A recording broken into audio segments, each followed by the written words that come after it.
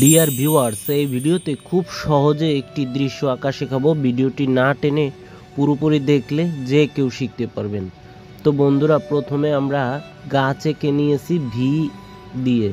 V আঁকার পরে step by step আমরা গাছটি কমপ্লিট করলাম।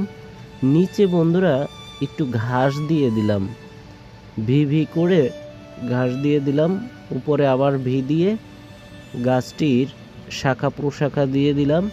এখন থ্রির মতো করে গাছের পাতাগুলো দিয়ে দিলাম, গাছের একটা শেপ আসলো। তো বন্ধুরা, গাছ আঁকা হয়ে গেছে।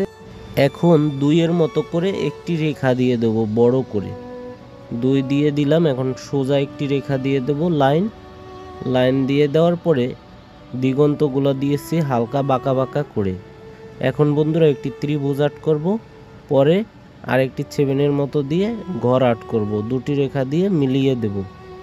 তো বন্ধুরা, এই হলো আমাদের ঘর আঁকা। দরজা দিয়ে দিলাম। এখন আরেকটি গাছ আঁকবো, ভির মতো করে দিয়েছি। এরপর গাছের শেপ করে নিলাম।